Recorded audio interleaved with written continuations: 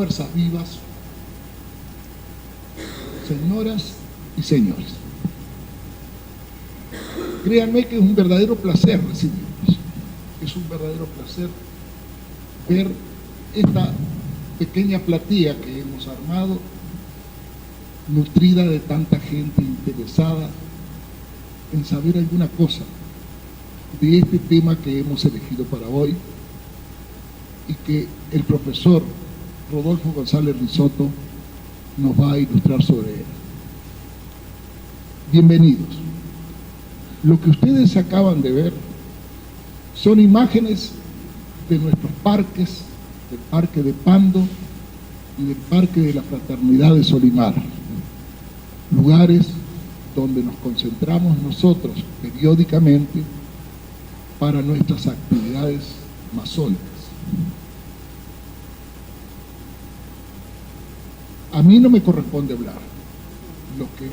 Quien los va a presentar.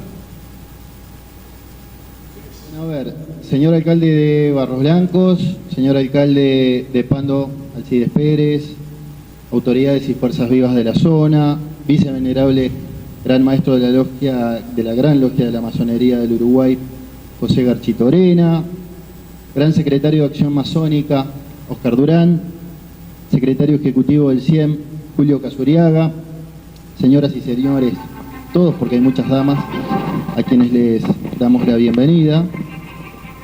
No me voy a poner como los actores que se enojan cuando suena un celular, que es tranquilo.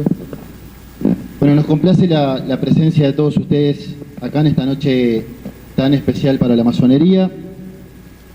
La idea hoy es celebrar los 160 años de vida institucional de la masonería del Uruguay,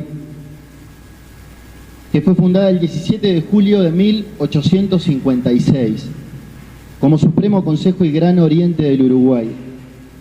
Vean ustedes que habían pasado solo 26 años desde que Uruguay era un estado constituido, desde que se había jurado la Constitución. Culminaba así un largo, azaroso, ¿por qué no?, proceso de unificación y regularización de la vida masónica del país, que había comenzado mucho antes de ese 1830 fundacional para nuestra República. Si tenemos en cuenta entonces que habían pasado solo 26 años de la jura de la Constitución, 12 de los cuales transcurrieron durante la guerra fratricida de la Guerra Grande, es fácil concluir que la tarea encabezada por el hermano Gabriel Pérez fue titánica y fue encomiable por donde se la mire. En ese año 1856, cuando se fundó la masonería en el país, el presidente de la República era también hermano, Gabriel Antonio Pereira. Fue ese año además un año predestinado para la República y la masonería también. Fue el año en el que nacieron los dos grandes próceres o primeros próceres de la política uruguaya, porque fue el año del nacimiento de José Valle y Ordóñez y también de Aparicio Saravia, y el 25 de agosto la inauguración del Teatro Solís, que vaya si tiene connotación masónica. En estos 160 años, más de un siglo y medio de vida, la masonería del Uruguay ha defendido, como ustedes ya saben, y es archiconocido, también para los neófitos, el tríptico de libertad, igualdad y fraternidad, que tan caro es a la masonería, a los masones, volcados como aportes a la sociedad, masones y no masones, por supuesto. La masonería siempre bregó por el libre pensamiento contra la imposición de dogmas atávicos, dogmas que limitan la conciencia del ser humano y la libertad, por supuesto. Basados en los principios de amor a la humanidad y a la verdad, la masonería trabaja para el progreso moral y material de todas las personas que aspiran a hermanar, tomando como herramienta la solidaridad. Los hermanos practican la tolerancia, ejercida para fortalecer los lazos de unión entre los seres humanos, buscando extinguir los antagonismos que muchas veces esconden los nacionalismos, las opiniones, las razas, el quedar embanderados tras una causa sin raciocinio alguno. Buscamos mejorar la condición social del hombre, la mujer y el niño por todos los medios lícitos, por supuesto, y especialmente a través de la instrucción, de la educación, el trabajo y la perseverancia, el insistir una vez más cuando las cosas no salen. Siempre además estimulando el estudio de la filosofía, las ciencias y las artes. Durante estos 160 años fueron precisamente masones los que se han destacado en la sociedad, en los distintos ámbitos de la vida cultural y cívica del país. Pero también en la industria, en el comercio, en los negocios, en la cultura con toda su amplitud, ¿no? Pintores, escultores, escritores, músicos, artistas de todo tipo, que nos han dejado como legado su arte, como forma de expresión de la creación, la belleza, la armonía que debe imperar en la vida de todo ser humano. Todas las artes, como ustedes saben, son parte de la cultura, y en la medida que apoyemos a la cultura, estamos colaborando con una mejor educación para las personas, base indispensable para una sociedad de personas libres, solidarias, de buenas costumbres, antidogmáticos. El año pasado la masonería realizó con éxito un certamen de pintura iniciática, y cada año se reconoce a aquellos que se destacan en la expresión del pensamiento libre. Desde el año 2007 la Gran Logia ha venido convocando certámenes abiertos de ensayos con el objetivo de que se conozcan los aportes a la masonería y los masones al proceso histórico y de conformación de la identidad nacional, de esa identidad que hace poco celebrábamos los 200 años. Buscando transmitir los principios masónicos, las ideas, los valores que la masonería uruguaya entienden debe tener la sociedad contemporánea de hoy. Las conferencias y el intercambio de conocimiento son parte importante de nuestra cultura, de masones y no masones, como también lo es la libertad de expresión, y es por ello que creemos que esta es la mejor manera de celebrar este tan especial aniversario. Y es por eso que para esta ocasión, la de hoy, presentamos en sociedad a este conferencista hermano, Rodolfo González Risotto, y antes de pedirles un aplauso se los voy a presentar.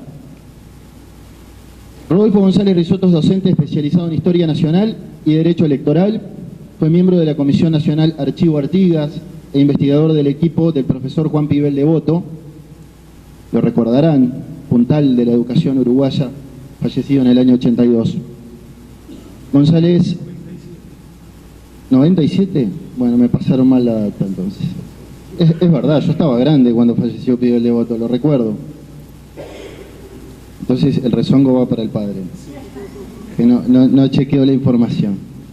Fue director nacional de Educación del Ministerio de Educación y Cultura del Uruguay, presidente de la Comisión Nacional de Educación de Adultos, fue subsecretario y ministro de Defensa Nacional, ¿es así?, entre los años 93 y 95. Fue ministro de la Corte Electoral desde el año 96 a 2010, coordinador del proyecto internacional del Instituto Interamericano de Derechos Humanos sobre el acceso de las personas discapacitadas a los procesos electorales en América. Se desempeñó como docente en la Universidad de Montevideo y del Centro de Altos Estudios Nacionales en Uruguay. Actualmente es docente de la Universidad de la Empresa, UDE, y del Instituto de Profesores Artigas, IPA. Ha dictado cursos de posgrado en la Universidad UNAM de México sobre Derecho Electoral, ha sido consultor del Parlatino, de la OEA, de IFES, de IDEA Internacional, de la UNESCO, del Instituto Interamericano de Derechos Humanos. Tiene publicados 60 trabajos de su especialidad en países, entre otros, como Argentina, Bolivia, Brasil, Colombia, Costa Rica, Ecuador, España, Gran Bretaña, México, Panamá, Paraguay, Suecia y, por supuesto, nuestro país. Es miembro fundador de la Asociación Iberoamericana de Derecho Electoral con sede en México, miembro correspondiente de la Academia Paraguaya de la Historia, miembro de la Junta Ejecutiva del Ateneo de Montevideo y miembro honoris causa del Instituto Brasilero de Derecho Electoral. ¿Vamos bien? Bueno, entonces creo que ahora sí se ha hecho merecedor del aplauso Rodolfo González Risotto, a quien lo invitamos a quien vamos a escuchar. Autoridades departamentales y locales, vicevenerable gran maestro de la Gran Logia de la Masonería del Uruguay, José Garchitorena, gran secretario de Acción Masónica, Óscar Durán, gran secretario ejecutivo del CIEM, Julio Casuriaga, señoras, señores, amigos. Debo expresar mi agradecimiento a la Gran Logia de la Masonería del Uruguay y al Polo para, en esta ocasión, poder dirigirme a ustedes a los efectos de rendir un merecido homenaje a la institución que tuvo una gran incidencia en la formación de las sociedades laicas, abiertas y tolerantes a partir de su positivo accionar. Precisamente como se señalaba, este año se está conmemorando los 160 años de la institucionalización de la masonería en el Uruguay, cuando, como decía recién César, se creó el Supremo Consejo del Grado 33 del Gran Oriente del Uruguay. Bien, quería dedicar esta conferencia a mi esposa Susana, compañera de todas las horas. Bien, lo he separado en distintos ítems. Quiero hablar en primer lugar, definir la masonería, porque aquí hay gente que sabe de lo que es y hay otra gente que naturalmente no conoce sobre él. Y quería señalar que sobre la orden a veces hay algunos prejuicios y justamente para despojarlos, en esta ocasión levantaré solamente una punta del velo que lo cubre y diré que la masonería constituye una asociación filosófica de hombres libres, de hábitos éticos, benéficos y adecuados para el tránsito hacia un horizonte de perfección y sabiduría. Procuraba en sus orígenes, y lo sigue haciendo en el presente, que sus integrantes se preparen para dedicarse al servicio de la sociedad, a los efectos de propiciar el avance de la humanidad en valores morales y en tránsito hacia una espiritualidad superior. Su sostén doctrinario lo constituye un legado espiritual adecuado para los fines en los que confluyen diversas corrientes de distintas épocas y civilizaciones, egipcias, hindúes, hebreas, sumerias, griegas, romanas, cristianas, de los órdenes de caballería, de los gremios de constructores y albañiles medievales, de las abadías, de las ciencias, a comienzos de la época moderna, conformando así un sabio sincretismo que ha perdurado por siglos hasta el presente. El postulado fundamental de la masonería no ha sido otro que el ideal hacia el bien, contrarrestando cuanto significa el imperio de las pasiones mezquinas. Representa, pues, una concepción optimista y un criterio orientado hacia la consecución de una finalidad altruista, poniendo a la tolerancia como primerísima virtud que permite el florecimiento de la fraternidad entre los seres humanos. En el pasado debieron funcionar como sociedades secretas, ya que la amplitud y tolerancia doctrinaria que sostenía en su ideario chocaba contra los poderes políticos y religiosos del ámbito en que estaban insertos. A veces, para eludir la vigilancia y persecución de las autoridades reales, adoptaban el nombre de sociedades literarias o sociedades científicas, buscando desviar la atención sobre las reuniones que frecuentemente realizaban. Eso ha llevado a algunas personas que impropiamente sostengan que las reuniones son secretas. Nada de eso, son apenas discretas, conservando así la tradición. La época de fines del siglo XVII fue propicia para el tránsito de la masonería operativa a la especulativa o filosófica, desde las conformadas por las corporaciones de oficios, admitiendo así además a hombres de ciencias, educadores, nobles, burgueses y comerciantes, cambiando y potenciando el accionar de la institución fraternal. Las ideas de libertad, igualdad y fraternidad suponían un fuerte cuestionamiento al antiguo régimen, basado en el absolutismo político, la desigualdad social, la intolerancia religiosa y el intervencionismo del Estado en la economía. Sus postulados apuntaban a las transformaciones de las sociedades europeas. Simultáneamente, con la difusión del nacionalismo se hacía sentir también con gran fuerza. Sus defensores en el siglo XVIII sostenían que allí donde hubiera una nación conformada por un pueblo que podría compartir una cultura y tradición histórica, que pudiera tal vez usar una misma lengua y quizá una misma religión, se debería constituir un Estado independiente de cualquier dominación extranjera. Esta prédica, como comprenden, era particularmente sensible para aquellos pueblos que eran colonias de las monarquías europeas. Así, la unión de los ideales masónicos de libertad, igualdad y fraternidad con las del nacionalismo fueron fundamentales para iniciar el proceso de independencia de América en el siglo XVIII y XIX, como más tarde en el siglo XX lo fueron en África, Asia y Oceanía. La masonería fue una gran difusora de las nuevas ideas y gracias a sus hombres y logias se pudieron conocer y dar a conocimiento público con bastante rapidez en el continente americano. Era y es una sociedad iniciática, esto es, una comunidad formada por personas que han sido iniciadas, que han tomado parte de ceremonias que constan de pruebas, juramentos y misterios que forman parte del acervo de la orden. Estas prácticas de ingreso se remontan a épocas muy antiguas y se conservan hasta el presente. Pero queremos aclarar que no todas las personas que quieren ingresar son aceptadas, porque se busca que sea muy cuidadosa la selección. Para ello se elige a la gente no por sus bienes, fortunas o abolengo, o por razones de parentesco o por amistad, sino por sus condiciones morales e intelectuales, por el prestigio que emanan de su recta conducta y ejemplar comportamiento en el mundo profano. Los iniciados tenían y tienen que ser personas que, en los ámbitos donde actuaban, sobresalían, se destacaban por sus talentos y virtudes y por la influencia positiva y generosa que ejercían en la comunidad de la que formaban parte. Por esos valores fueron elegidos quienes habrían de ser los libertadores de América. Y ahora voy a ingresar al tratamiento de la masonería en América. El comienzo fue muy temprano y primero, naturalmente, fueron hombres que habían sido iniciados en Europa y que trataban de difundir sus ideas en el Nuevo Mundo, en sus respectivas sociedades.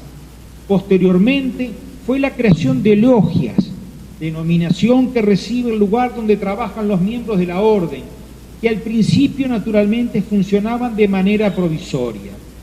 En el período colonial, la masonería se difundió en toda América, en las posesiones inglesas, francesas, holandesas, portuguesas y españolas. Fueron los eficaces difusores de la idea del nacionalismo y liberalismo y de los anhelos de independencia de criollos, americanos y paisanos.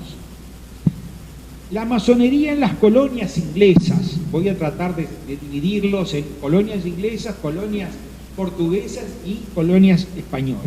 Hacia 1730 ya había funcionando en Boston, Massachusetts, y en Pensilvania, en Filadelfia. Benjamin Franklin ingresó en la logia St. John's en 1731.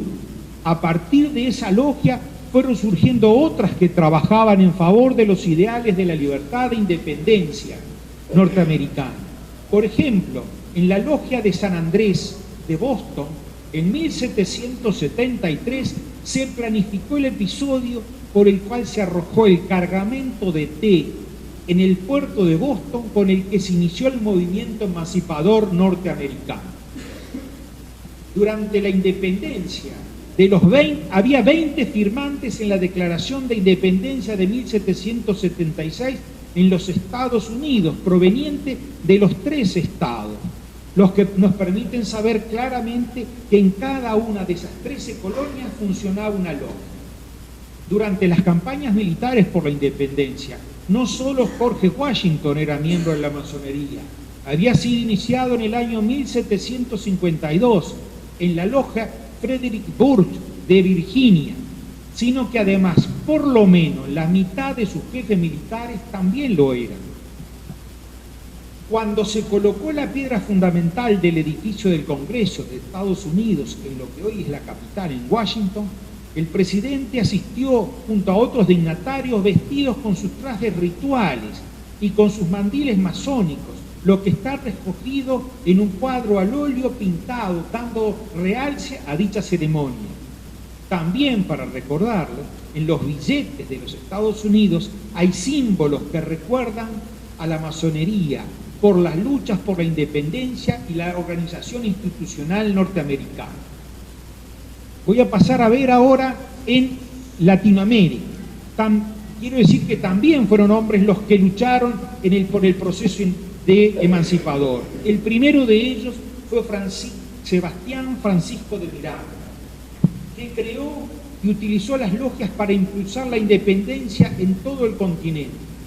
Había nacido en Caracas en 1750 y fue iniciado en la logia de Filadelfia, como señalábamos anteriormente, y su padrino fue el Marqués de Lafayette, héroe de la independencia norteamericana y de la Revolución Francesa. Miranda fue una destacada figura que actuó también en Europa y su nombre es el único latinoamericano que luce en el Arco de Triunfo en la Avenida de l'Étoile en París. En 1798 fundó en Londres la logia Gran Reunión Americana con la finalidad de trabajar en pos de la independencia de Hispanoamérica para darle una forma republicana de gobierno, por el cual todos los mandatos serían electivos por el pueblo y con un plazo preestablecido. En las logias se daba prioridad a la estrategia, a la táctica que llevaban adelante para concluir con la dominación europea en el continente americano. Allí conoció a Bernardo Higgins, con quien compartió los planes de libertad y se enteró de la historia del cacique araucano Lautaro. Precisamente en su honor se fundó la logia Lautaro y de caballeros racionales porque, comillas, nada es más racional que mirar por la patria y sus paisanos. Y teniendo como principal centro de actividad la ciudad de Cádiz en España, donde abrevaron del ideario masónico, además, los libertadores Simón Bolívar y José de San Martín. Al cabo de poco más de 3 lustros, la semilla que había sembrado Miranda dio frutos al verse consagrada la emancipación de los pueblos americanos. Otra figura fue Simón Bolívar, destacada del movimiento independentista. Había nacido en 1782 en una familia de la alta sociedad mantuana. En Londres conoció a Francisco de Miranda, que le transmitió sus convicciones e ideario masónico y la importancia que podría tener para difundir las ideas de independencia en Venezuela. Bolívar participó a partir de 1810 de varios intentos fallidos contra la dominación española, hasta que logró afianzarse en los llanos venezolanos y desde allí inició un proceso de liberación de pueblos. Con sus campañas militares contribuyó a la independencia no solo de Venezuela, sino también de Colombia, Ecuador y Bolivia, en este caso junto también con el masón mariscal Antonio María de Sucre.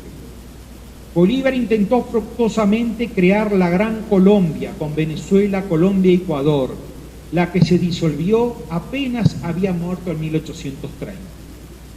Otra figura descollante fue José de San Martín, que nació en el pueblo misionero de Nuestra Señora de los Reyes Magos de Yapeyú, en Argentina, en 1778, aunque sus hermanos nacieron en el pueblo de Las Víboras, próximo a Carmelo, en el departamento de Colonia. San Martín fue iniciado en la logia Integridad de Cádiz y posteriormente se incorporó a la de Caballeros Racionales también de esa ciudad. En Londres estuvo durante un breve periodo y participó en la fundación de la logia Caballeros Racionales número 7 de Londres. Allí San Martín se relacionó con Andrés Bello, miembro de la Gran Reunión Americana, quien estaba al corriente de los planes y tratativas que había realizado el precursor de la independencia americana, don Francisco Miranda. En enero del 12 partió con rumbo a Buenos Aires, cuando ya estaban funcionando las logias Independencia y San Juan. Participó con sus amigos en la fundación de la logia Caballeros Racionales número 8, y no, como se dice, de la logia Lautaro. San Martín, al igual que otros libertadores, entendían que la creación de logias era el medio más adecuado e insustituible para consagrar el triunfo de la causa de la independencia americana. Para integrar esta logia se requería ser americano, jurar por su honor dedicarse a la lucha por la independencia del continente, no admitir otro gobierno que no surgiera de la libre y expresa voluntad de los pueblos. Por eso, una de sus primeras preocupaciones fue tratar de organizar logias, orientarlas y sostenerlas con sus trabajos, de modo que cumplieran la tarea de ser difusores de las ideas liberales y nacionalistas para el desarrollo y afianzamiento de la Revolución Americana. A partir de 1815, la logia cambió de nombre y adoptó el de Lautaro, que fue una expresión masónica y significó expedición a Chile, y no solo, como se cree, en homenaje al caudillo araucano que enfrentó a los españoles en el siglo XVI. Luego de realizar el cruce de la cordillera de los Andes, logró independizar a Chile con el concurso de los patriotas conducido con Bernardo Higgins, aunque debo señalar que en Santiago ya se trabajaba en pos de la independencia bajo el accionar de la masonería por los hermanos José Miguel, Luis y Juan José Carreras desde 1810, y que había logias masónicas desde 1770 funcionando en Santiago. En julio del año 21, San Martín entró en Lima y unos días después, el 28, fue declarada y jurada la independencia. Antes de finalizar este año, procedió a fundar la logia Paz y Perfecta Unión de la ciudad de Lima, aunque debo señalar que en Perú ya en 1804 había instalada una logia en Lima y en 1816 se instaló una en Trujillo y otra en Arequipa. Al año siguiente, en el año 19, lo hizo la logia Estrella Blanca y Unión Justa en Lambayaque, previo a la campaña libertadora de San Martín. En Bolivia, para 1805, se fundó en La Paz la logia Caballeros de América, y entre cuyos fundadores estuvo Pedro Domingo Murillo. Al año siguiente se instaló en Chuquisaca, actual Sucre, o Charcas, la logia Sociedad de Independientes, bajo la conducción de Jaime Sudáñez, que como ustedes saben, tuvo una actuación muy destacada en la elaboración de la Constitución de Uruguay de 1830. Justamente fueron ellos, Domingo Murillo y Jaime Sudáñez, junto a otros miembros de la orden, los que impulsaron los levantamientos de Charcas y Chuquisaca en mayo y julio de 1809. El intento revolucionario terminó con las ejecuciones de los principales dirigentes, así como la prisión a cárceles de otros, entre los que estaba justamente Sudáñez. La independencia recién llegó tras la victoria del mariscal Sucre en Ayacucho en el año 24 y se proclamó en Bolivia en el año 25. En Ecuador, a su vez, el proceso fue iniciado por el médico Eugenio Espejo, que fue iniciado en la logia El Arcano Sublime de la Filantropía de la ciudad de Bogotá, en Nueva Granada, a fines del siglo XVIII. Pero una vez que se radicó en Quito, fundó en el año 1792 la logia Escuela de la Concordia, que tuvo una activa participación en el movimiento revolucionario de 1809. Como ustedes recordarán, entre el año 1808 y 1809 un movimiento revolucionario en Montevideo, otro en La Paz, en Chuquisaca y otro en Quito. Tras su muerte, ocupó su lugar Juan Pío Montúfar, que impulsó el movimiento en agosto de ese año y presidió la Junta Suprema de Gobierno, aunque lamentablemente culminó sin conseguir sus objetivos. Pero la continuidad de los trabajos para la emancipación fue posible por el crecimiento de las logias, que vieron surgir otras instituciones en Ecuador. Por ejemplo, en la ciudad portuaria de Guayaquil funcionaba la logia Estrella de Guayaquil, que tuvo una activa participación en el proceso de independencia que se va a concretar en el año 1822. De México, sabemos que entre 1760 y 1769 funcionaban varias logias provisorias, aunque la primera comenzó a hacerlo a partir de 1806 y a los pocos años ya había logias en Querétaro, en San Miguel, en Guanajuato, en San Luis de Potosí, en San Felipe y en Celaya, además de la Ciudad de México, los que trabajaban todos por la independencia. El cura del pueblo de Dolores y líder de la revolución que estalló el 1 de octubre de 1810, don Miguel Hidalgo, así como Ignacio Allende, habían sido iniciados en 1807. Y a pesar de este fracaso y muerte de sus dirigentes, las logias continuaron siendo los centros de actividad políticas, trabajando en favor de la emancipación y prosiguieron sus actividades hasta haber consagrada la independencia en 1821, en la que actuaron también varios miembros de la orden como Agustín Iturbe. En Colombia, antiguo virreinato de Nueva Granada, estamos tratando de dar un panorama país por país para que tengan idea de cómo estuvo inserta la institución en el proceso de la independencia. Ya en el siglo XVIII funcionaban varias logias. Señalamos que Espejo había sido iniciado justamente en una de Bogotá. En otra, las tres virtudes teologales Fue creada en Cartagena en 1804 y fue el centro de actividad revolucionaria tendiente a emanciparse. En 1811 proclamaron la independencia como Estado libre y en ella tomaron parte Nariño, don Antonio Nariño, en cuya casa se reunían en los trabajos, en las que participaban no solo laicos, sino también miembros del clero regular y del clero secular. En 1819, antes de la independencia, se fundó la logia Los Corazones Sensibles, orientadas por el general Francisco de Paula Santander, que va a ser el presidente de Colombia tras el gobierno de Bolívar, que luego adoptó esa logia el nombre de Luz de Colombia número 1 y posteriormente Fraternidad Bogotana.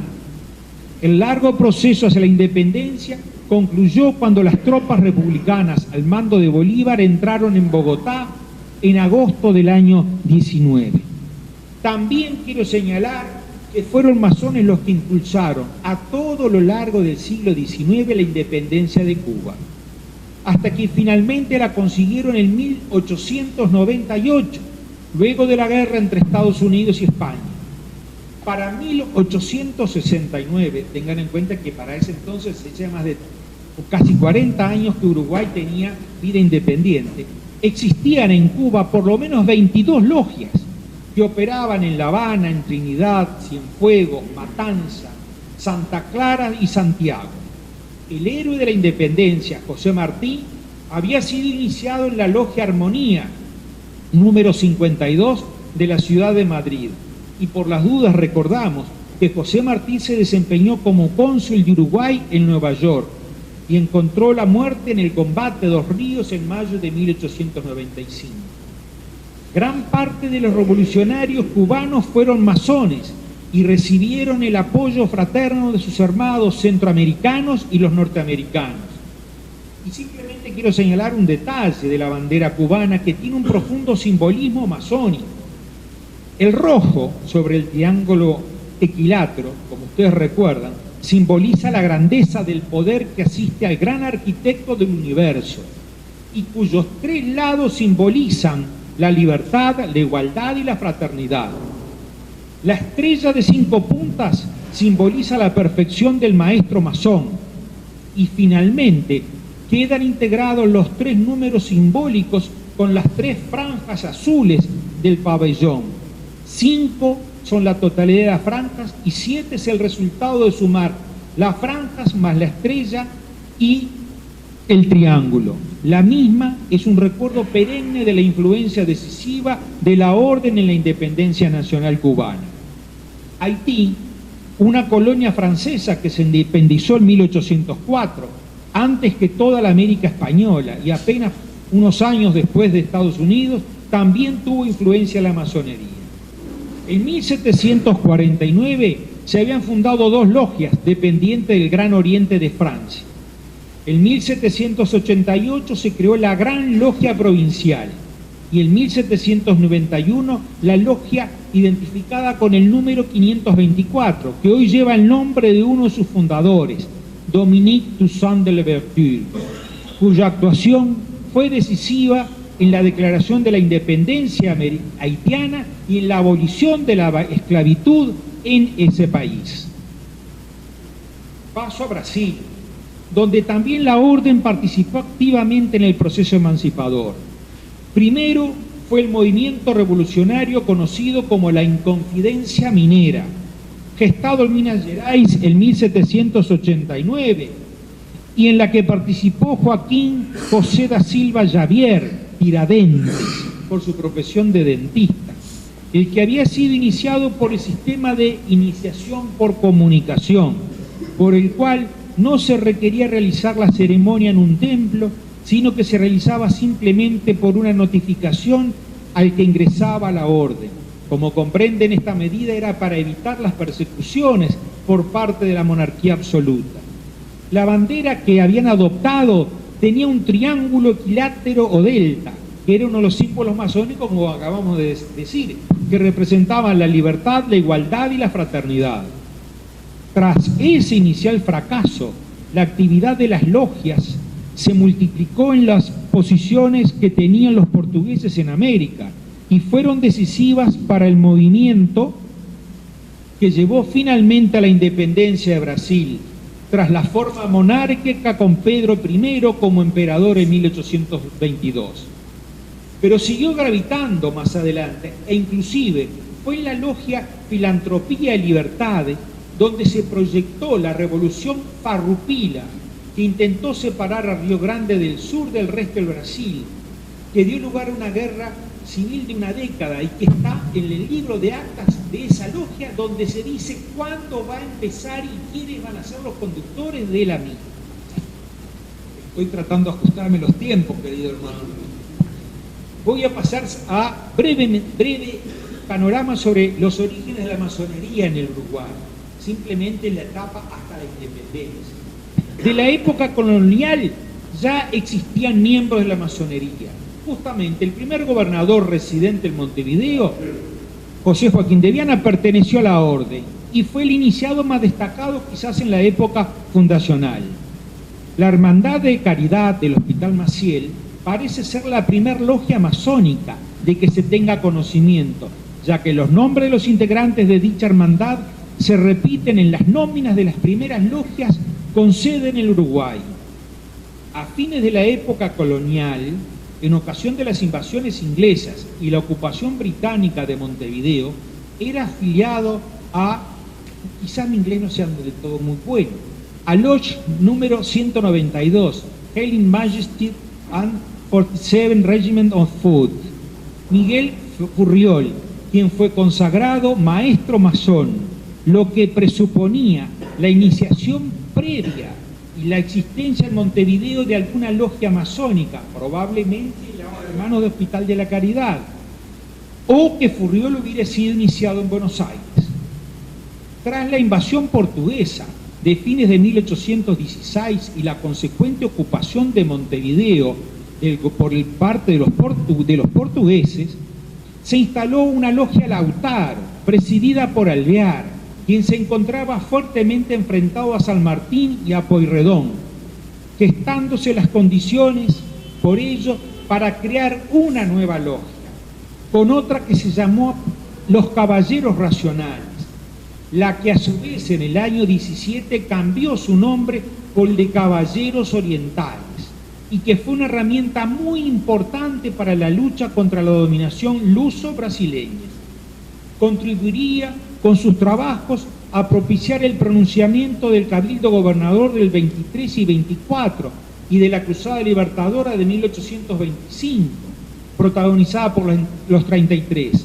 Esa logia de los Caballeros Orientales inicialmente estuvo integrada, entre otros, por 3 futuros presidentes: Manuel Oribe, Juan Francisco Giró y Gabriel Antonio Pereira, del que hoy se daba cuenta.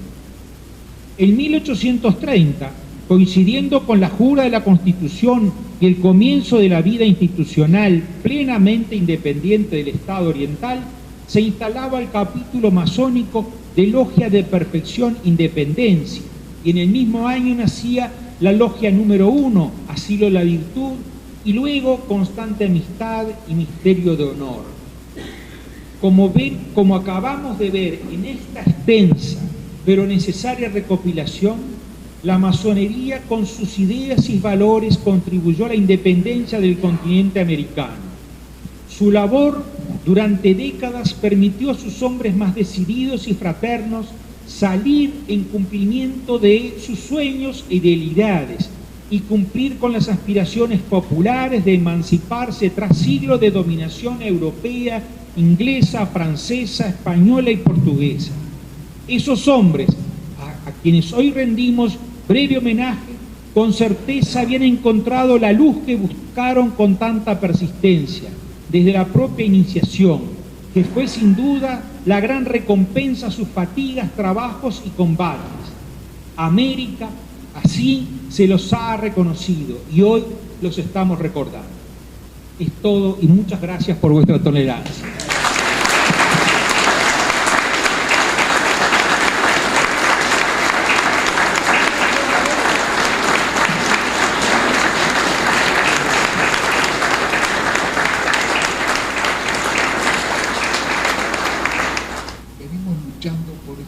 principios de libertad, de igualdad y de fraternidad entre los pueblos, desde las raíces mismas, en toda América, me atrevo a decir en todo el mundo, pero nosotros lo tenemos más cerca en América, con Miranda, con Bolívar, con San Martín, con O'Higgins.